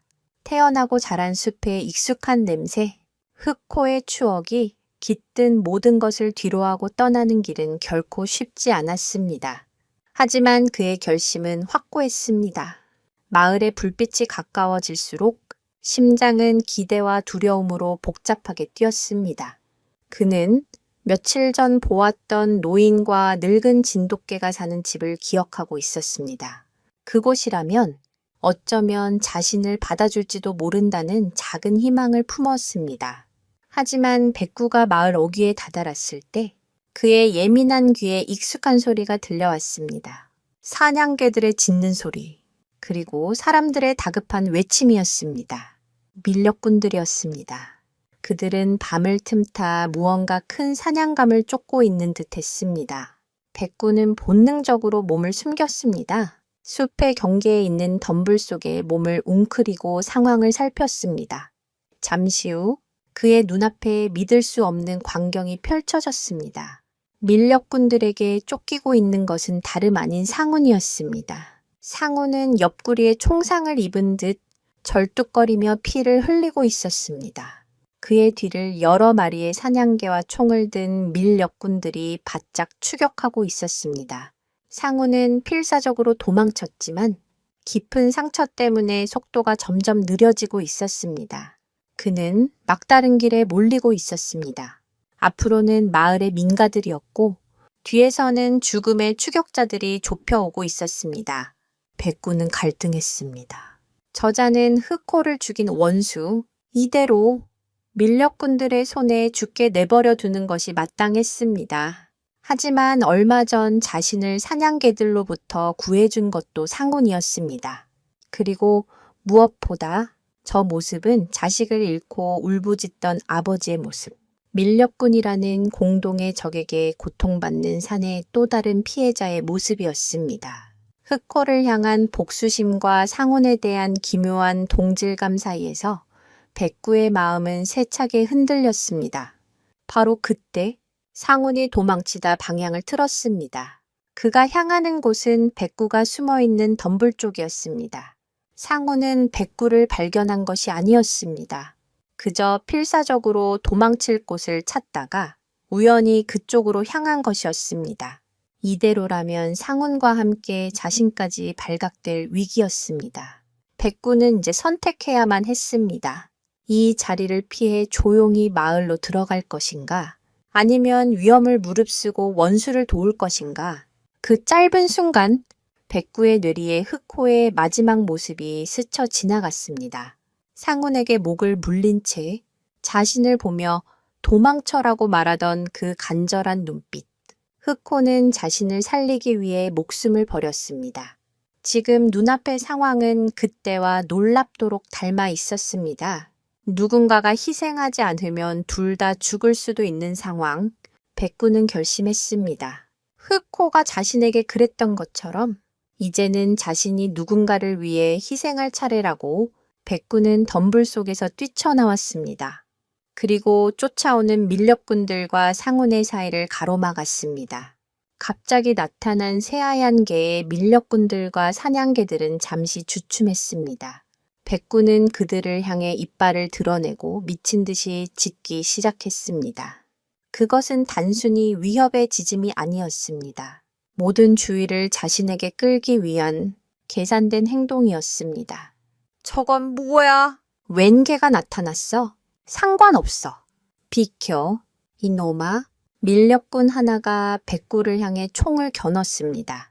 그 순간 백구는 그들의 예상을 뛰어넘는 행동을 했습니다. 그는 상운이 도망친 방향과 정반대 방향, 즉 마을의 더 깊숙한 곳으로 전력 질주하기 시작했습니다. 사냥개들은 본능적으로 움직이는 목표물을 쫓아 백구의 뒤를 따랐습니다. 밀렵꾼들 역시 다 잡은 호랑이를 놓칠 수는 없었지만 마을 안에서 소란을 피우는 저 흰 개를 먼저 처리해야겠다고 판단하고 백구를 쫓았습니다. 백구는 필사적으로 달렸습니다. 등 뒤에서 들려오는 총성과 사냥개들의 거친 숨소리가 공포스러웠지만 멈출 수 없었습니다. 그는 지금 자신의 목숨을 미끼로 던져 상운에게 도망칠 시간을 벌어주고 있었습니다. 이것이 흑호의 원수에게 베푸는 백구만의 마지막 자비이자 흑획에 배운 희생의 가르침을 실천하는 그만의 방식이었습니다. 흑호를 죽인 원수를 흑호와 똑같은 방식으로 살려주고 있는 이 아이러니한 운명. 마을 골목을 정신없이 달리던 백구의 앞다리에 극심한 고통이 느껴졌습니다. 밀렵꾼이 쏜 총알이 다리를 스친 것이었습니다. 비틀거리며 쓰러진 백구의 주위로 사냥개들이 순식간에 몰려들었습니다. 이제 정말 끝이라고 생각한 순간 꼼짝 마! 경찰이다! 하는 외침과 함께 마을 사람들이 횃불과 몽둥이를 들고 몰려 나왔습니다. 백구의 소란에 잠에서 깬 마을 사람들이 밀렵꾼들을 신고한 것이었습니다. 궁지에 몰린 밀렵꾼들은 당황하여 어둠 속으로 흩어져 도망쳤습니다. 사냥개들도 흩어지고 소란이 잦아든 후 피를 흘리며 쓰러져 있는 백구에게 한 노인이 다가왔습니다. 바로 백구가 멀리서 지켜보았던 늙은 진돗개를 키우던 그 노인이었습니다. 노인은 상처 입은 백구를 안타까운 눈으로 내려다보며 조심스럽게 상처를 살폈습니다. 백구는 고통 속에서 희미해지는 의식을 붙잡고 노인을 바라보았습니다. 낯설지만 따뜻한 손길, 그토록 동경하고 두려워했던 인간 세상과의 첫 만남은 그렇게 피와 고통 속에서 이루어지고 있었습니다. 이것이 과연 백구가 원했던 새로운 삶의 시작일까요? 흑호의 마지막 포효처럼 백구의 용기 있는 외침은 자신의 운명을 구원할 수 있을까요? 노인의 손길은 따뜻하고 조심스러웠습니다. 그는 자신의 겉옷을 벗어 피를 흘리는 백구를 감쌌고 다른 마을 사람들의 도움을 받아 백구를 자신의 집으로 옮겼습니다. 백구는 고통과 탈진으로 거의 의식이 없는 상태였지만 자신을 둘러싼 공기가 더 이상 차갑고 위협적이지 않다는 것을 어렴풋이 느낄 수 있었습니다. 낯선 냄새와 소리들 속에서 아주 희미하게 온기가 느껴졌습니다. 그것은 흑호의 품과는 다른 종류의 문명화된 따스함이었습니다. 노인은 밤새 백구의 곁을 지켰습니다. 그는 수의사를 부를 수 없는 깊은 밤이었기에 자신이 아는 민간요법으로 정성껏 백구를 간호했습니다. 깨끗한 천으로 상처를 닦고 약초를 찧어 발라주었습니다. 백구는 낯선 사람의 손길에 몇 번 몸을 움찔거렸지만 노인의 행동에는 어떠한 위협도 담겨있지 않았기에 이내 잠잠해졌습니다. 노인의 늙은 진돗개 황구 역시 처음에는 침입자를 경계하는 듯 으르렁거렸지만 이내 주인의 뜻을 알아차리고 멀찍이서 조용히 백구를 지켜볼 뿐이었습니다. 다음 날 아침 백구는 낯선 천장 아래서 눈을 떴습니다.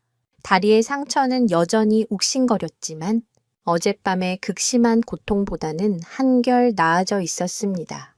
몸에는 깨끗한 붕대가 감겨 있었고 곁에는 맑은 물과 김이 모락모락 나는 고기죽이 놓여 있었습니다.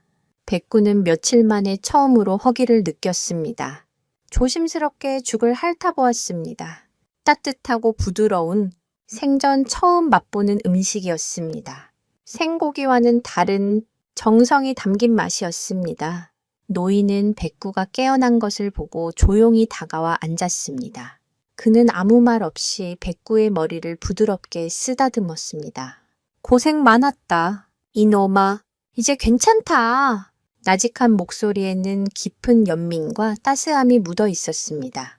백구는 처음 느껴보는 다정한 인간의 손길에 잠시 몸을 굳혔지만 이내 긴장을 풀었습니다. 이 인간은 자신을 해치지 않을 것이라는 믿음이 생겨났습니다. 백구는 그렇게 노인의 집에서 새로운 삶을 시작했습니다. 노인은 백구에게 백호바이후라는 새로운 이름을 지어주었습니다. 하얀 털을 가졌지만 호랑이처럼 용맹하게 마을을 지켰다는 의미였습니다. 백호는 처음 며칠간은 경계를 풀지 않았지만 노인의 꾸준한 보살핌과 황구의 묵묵한 친절 속에서 서서히 마음의 문을 열었습니다. 그는 더 이상 굶주림과 추위에 떨지 않아도 되었고 밀렵꾼의 덫을 피해 숨어 다닐 필요도 없었습니다. 잠을 잘 때는 악몽 대신 따뜻한 아랫목의 온기를 느낄 수 있었습니다. 하지만 백호는 야생의 기억을 완전히 지울 수는 없었습니다. 가끔 밤이 되면 그는 창밖의 어두운 산을 하염없이 바라보았습니다. 그곳에는 자신의 어미, 흑호가 잠들어 있었습니다. 흑호의 가르침은 그의 뼈와 살에 깊이 새겨져 있었습니다. 그는 다른 직계들처럼 마냥 사람에게 아양을 떨거나 응석을 부리지 않았습니다. 항상 일정한 거리를 유지했고 노인에게는 충성을 다했지만 그 외의 사람들에게는 냉담했습니다. 그의 눈빛에는 야생의 고독과 긍지가 여전히 남아 있었습니다. 노인은 그런 백호의 특별함을 이해하고 존중해 주었습니다. 그는 백호를 억지로 길들이려 하지 않고 그저 묵묵히 곁을 지켜주었습니다. 때로는 함께 산책하며 백호가 그리워하는 산의 냄새를 맡게 해주었습니다. 백호는 인간 세상에 적응해 가면서도 자신의 뿌리가 어디에 있는지 결코 잊지 않았습니다. 그는 개였지만 그의 영혼은 표범이었습니다. 진돗개의 충성심과 흑표범의 독립심이 공존하는 세상에 단 하나뿐인 존재가 된 것입니다. 어느 날 노인과 함께 산책하던 백호는 숲의 입구에서 한 동물의 시체를 발견했습니다. 늙고 거대한 호랑이 상운이었습니다. 그의 몸에는 여러 발의 총상이 있었고 그는 결국 밀렵꾼들의 손에 최후를 맞이한 것이었습니다. 백호는 복잡한 심경으로 상군의 시체를 내려다보았습니다. 원수였지만 마지막 순간에는 서로를 도왔던 기묘한 동맹, 그의 죽음으로 흑호와 자신을 둘러싼 질긴 인연의 고리가 마침내 끊어졌다는 것을 직감했습니다. 이제 이 산에는 과거를 기억하는 이가 자신밖에 남지 않았습니다. 인간에게 구조되어 새로운 삶을 살아가게 된 백호, 그의 마음속에는 자신을 길러준 검은 어미, 흑호의 가르침과 마지막 순간 자신을 희생하여 구원해준 기억이 영원히 지워지지 않는 낙인처럼 남아 있었습니다. 그는 노인의 곁에서 평화로운 삶을 살아가겠지만 그의 영혼은 언제나 흑호가 잠든 저 깊은 산을 향해 있을 것입니다. 종을 뛰어넘은 위대한 사랑은 한 생명을 구원했고 그 생명은 그 사랑을 가슴에 품고 새로운 세상에서 자신만의 방식으로 그 기억을 지키며 살아가게 된 것입니다. 이 이야기는 여기서 끝나는 것처럼 보입니다. 백호는 안전한 곳에서 새로운 주인을 만나 행복하게 살아갈 것입니다. 하지만 운명은 그렇게 간단하게 행복을 허락하지 않았습니다. 마을에 퍼지기 시작한 낯선 전염병의 소문, 그리고 백호의 특별한 혈통을 노리는 또 다른 검은 세력의 등장은 이제 막 평화를 찾은 백호의 삶에 다시 한번 거대한 폭풍을 몰고 오기 시작했습니다. 과연 백호는 이 새로운 위협으로부터 자신과 소중한 것들을 지켜낼 수 있을까요?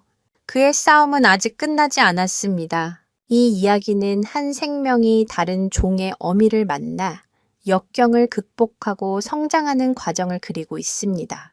폭풍 속에서 가족을 잃은 작은 진돗개가 산의 군주인 흑표범에게 입양되어 야생의 법칙을 배우고 수많은 위협 속에서 살아남습니다. 흑호의 희생과 자신의 용기로 위기를 극복한 백구는 결국 인간 세상으로 내려와 새로운 삶을 시작하지만 그의 마음속에는 영원히 자신을 길러준 흑회에 대한 사랑과 기억이 남아 있습니다. 종을 뛰어넘는 이들의 숭고한 사랑과 희생은 우리에게 가족의 의미를 다시 한번 생각하게 합니다. 시청자 여러분의 마음속에도 이들의 이야기가 오랫동안 깊은 울림으로 남기를 바랍니다. 이야기는 여기서 끝나지 않고 새로운 위협과 함께 백호의 또 다른 운명이 시작됨을 암시하며 시청자들의 궁금증을 자아냅니다.